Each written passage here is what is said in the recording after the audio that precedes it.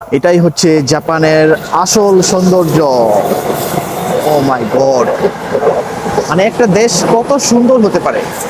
টোকিওর modern city থেকে একটু যখন দূরে আসি তখন মনে হয় যে আমি একটা অন্য জগতে চলে এসেছি। কাওয়াগোয়ে জাপানের সাইতামা প্রিফেকচারে অবস্থিত এবং টোকিও থেকে মাত্র প্রায় 30 থেকে 60 মিনিট দূরে। তাই এটা খুব সহজে ডে ট্রিপ ডেস্টিনেশন হিসেবে জনপ্রিয়। মানে টোকিও থেকে এসে একদিনেই পুরো শহর এক্সপ্লোর করা যায়। গাইস, আমি এখন আছি টোকিও থেকে একটু দূরে সাইতামা প্রিফেকচারের একটি ঐতিহাসিক শহরে, যার নাম কাওয়াগোয়ে। সো এখন মাত্র কাওয়াগোয়ে স্টেশন থেকে বের হয়ে রওনা দিয়েছি এখানকার একটা ফেমাস স্ট্রিটে যাওয়ার জন্য, যেটার নাম কুরাজুকুরি স্ট্রিট। আমি কাওয়াগোয়ে স্টেশন থেকে বের হয়েই ফ্যামিলিয়ার টেস্ট নেয়ার জন্য ঢুকেছিলাম একটি নেপালিজ রেস্টুরেন্টে। ওখানকার বিরিয়ানিটা মোটামুটি ভালো ছিল অনেক। সো সেটার নামটা আমি বলবো না, এখন নাম বললে আবার চাকরি থাকবে না। গাইস, কাওয়াগোয়ে এমন একটা জায়গা যেখানে জাপানের 300 বছরের পুরনো ইতিহাস এখনও বেঁচে আছে। স্টেশন থেকে বের হওয়ার সাথে সাথেই শহরের ভাইব চেঞ্জ হতে শুরু করে, আধুনিক বিল্ডিং কমে যায় আর ধীরে ধীরে দেখা যায় পুরনো জাপানের ছোঁয়া। এই রাস্তাগুলোতে হাঁটলে মনে হয় আমি কোনো ট্যুরিস্ট সিটি না, বরং এদো যুগের জাপানে ঢুকে গেছি। বাসাগুলো দেখেন, টোকিও থেকে একদম সম্পূর্ণ ভিন্ন, একটা অন্যরকম ডিজাইন করা। সো এই রকম বাসা কিন্তু আপনি টোকিওতে খুঁজে পাবেন না। টোকিওতে জাস্ট খুঁজে পাবেন মডার্ন বিল্ডিং আর হচ্ছে যে মডার্ন বাড়িঘর। আমি এখন ধীরে ধীরে ফেমাস স্ট্রিটের দিকে এগোচ্ছি, যেখানে শহরের আসল আইডেন্টিটি দেখা যায়। রাস্তাগুলো দেখেন, এই পাশে হচ্ছে ট্রেন লাইন, আমার দুই পাশে এই যে এখানে দেখেন। সো এই রাস্তাগুলো কিন্তু একদম অন্যরকম, টোকিও থেকে সম্পূর্ণ আলাদা। আর আস্তে আস্তে মানুষজন বাড়তেছে, তার মানে আমি সঠিক দিকেই যাচ্ছি। গাইজ, আপনি চাইলে কাওয়াগোয়ে স্টেশন থেকে বাসে করেও কিন্তু কুরাজুকুরি স্ট্রিটে যেতে পারেন। কিন্তু আমার অবস্থা হচ্ছে যে আমি নেপালিজ একটা রেস্টুরেন্টে খেয়ে পেটের অবস্থা খুবই খারাপ। সো এই জন্য চিন্তা করলাম যে হেঁটে হেঁটে কুরাজুকুরি স্ট্রিটে যাই আর আশেপাশের রাস্তাঘাট, এই শহরটা আপনাদের সাথে একটু শেয়ার করি।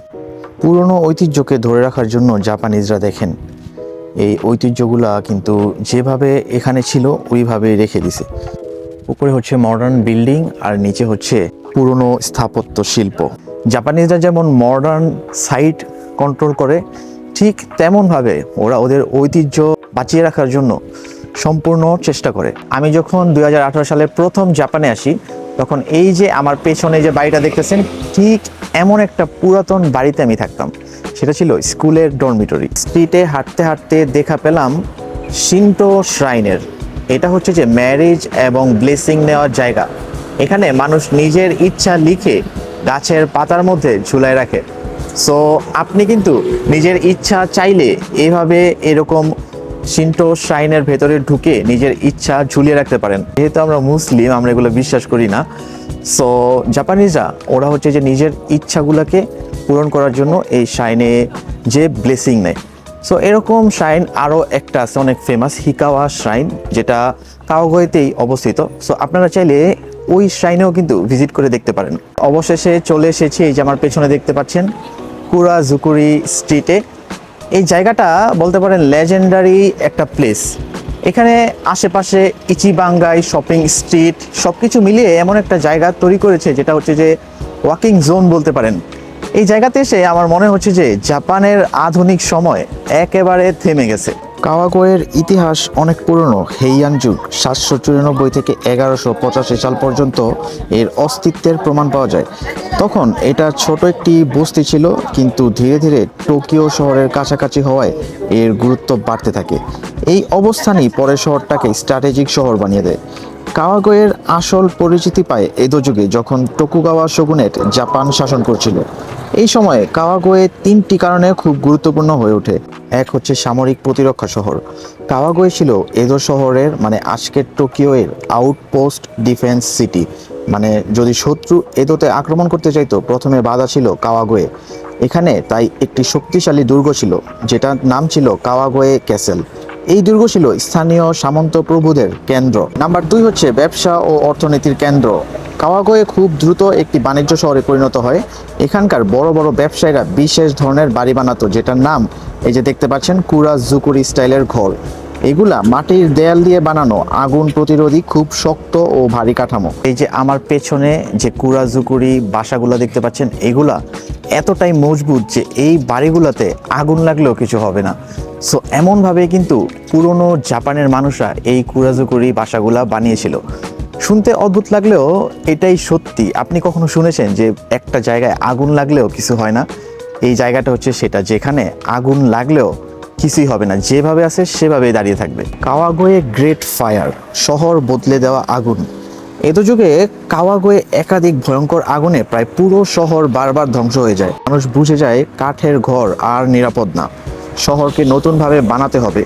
এই কারণেই তৈরি হয় কুরাজুকুরি আর্কিটেকচার, মাটির দেয়াল প্লাস আগুন প্রতিরোধী ঘর। অনেক মানুষ জানে না এই ওল্ড এদো লুক আসলে আগুনের কারণে তৈরি বাধ্যতামূলক ডিজাইন। কাওয়াগোয়ে শুধু দুর্গ শহর না, এটা ছিল এক ধরনের ব্যাকআপ ক্যাপিটাল। যদি এদো মানে টোকিওতে আক্রমণ হয়, কাওয়াগোয়ে থেকে প্রশাসন চালানো যেত, সামুরাই বাহিনী এখানে প্রস্তুত থাকতো। এটা অনেক পর্যটক জানে না, এটা আসলে স্ট্র্যাটেজিক মিলিটারি সিটি ছিল। পুরনো রিভার ট্রেড রুট ছিল এখানে। কাওয়াগোয়ের পাশে থাকা নদীগুলো ব্যবহার করে চাল, কাঠ, কাপড় টোকিওতে পাঠানো হতো। মানে কাওয়াগোয়ে ছিল এদো শহরের সাপ্লাই ব্যাকবোন। এই শহরটাকে লিটল এদো নামে কেন ডাকা হয় জানেন? এদো যুগের 1603 থেকে 1868 পুরনো শহরের লুক এখনো সংরক্ষিত। কাঠ ও মাটির পুরনো ঘর এখনো দাঁড়িয়ে আছে, পুরনো বাণিজ্য শহরের ভাইব এখনো লাইভ। তাই এটা modern plus history mix city. এই শহরের প্রতীক হচ্ছে তোকিনো কানে, শহরের হার্ট হিসেবে ধরা হয় এই তোকিনো কানেকে। পুরনো উডেন ক্লক টাওয়ার, 24 ঘন্টায় কয়েকবার ঘন্টা বাজে।